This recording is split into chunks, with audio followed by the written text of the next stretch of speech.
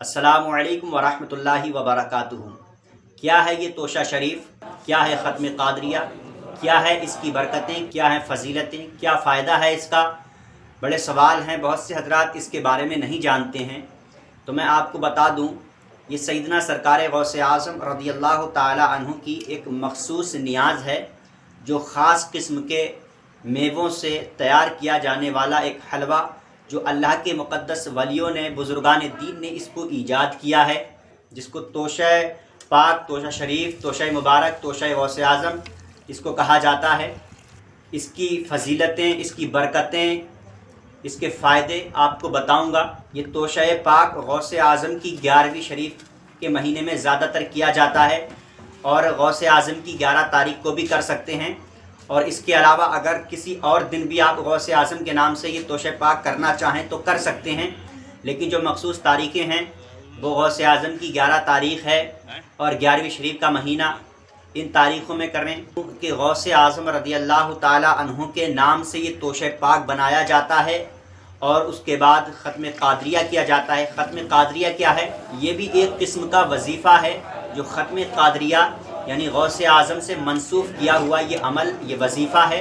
चंद हजरात बैठकर इस वजीफ़े को मुकम्मल करते हैं, और उसके बाद तोशा पाक सामने रख कर उस पर फातिहा की जाती है, और सुकून और इत्मीनान से उस तोशा पाक को खाया और खिलाया जाता है।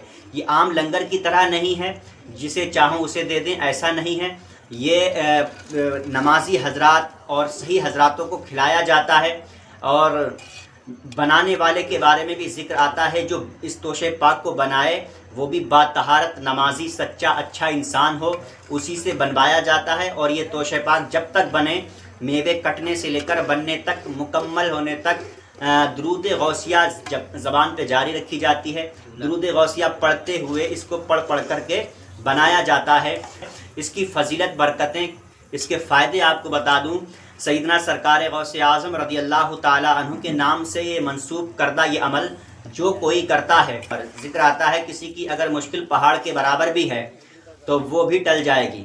पहाड़ एक जगह से दूसरी जगह हटाया जा सकता है? नहीं हटा पाएंगे आप, लेकिन इसकी पावर, इसकी फजीलत, इसकी ताकत ये है कि अगर उसकी मुश्किल पहाड़ के बराबर भी है तो वो भी हट जाएगी। उसकी मुश्किलों की दीवार पहाड़ों के बराबर भी है, सामने आई है तो वो फट जाएगी। इतनी ताकत, इतनी कुव्वत है इस वजीफ़े के अंदर, इस अमल के अंदर, इस तोशा पाक के अंदर। किसी ने कोई इरादा किया है, अपनी मंजिल तक वो पहुंचना चाहता है, मुश्किल भले ही कितनी ही हो, आपको मैंने बता दी ना, पहाड़ बराबर भी अगर है, अब कितनी ही बड़ी मुश्किलें हों, रास्ते में कितने ही कांटे हों, आप मंजिल तक पहुंचना चाहते हैं, दुश्वारियां हैं, आप इंशाअल्लाह ताला अपनी मंजिल तक ज़रूर पहुँचेंगे। दिल में नियत कर लें और तोशा पाक करवा दें। अल्लाह के वली हज़रत मुफ्ती आज़म हिंद रज़ियल्लाहु ताला अन्हु के दौर में तोशा पाक का छोटा सा रेशा ज़मीन पे गिर गया था, तो हज़रत मुफ्ती आज़म हिंद रज़ियल्लाहु ताला अन्हु ने अपनी ज़बान मुबारक की नोक से उस ज़मीन पे से उसको उठाया था। तो इससे पता ये चला कि तोशा पाक का हमें कितना एहतराम करना चाहिए। और ज़िक्र आता है कि तोशा पाक को चम्मच से ना खाएं, इसको हाथ से ही खाना होता है। और खाने वाले के बारे में भी ज़िक्र आता है कि जिस नीयत से, अगर वो खाने वाला जिस नीयत से खाएगा उसकी भी उम्मीद बर आएगी। जिस नीयत से वो खाएगा, खाने से पहले वो नियत कर ले, नियत करके वो खाए, अल्लाह ताला उसकी नियत को कबूल फरमा लेगा। तो जायज़ मकसद के लिए इस तोशा पाक को करवाएं।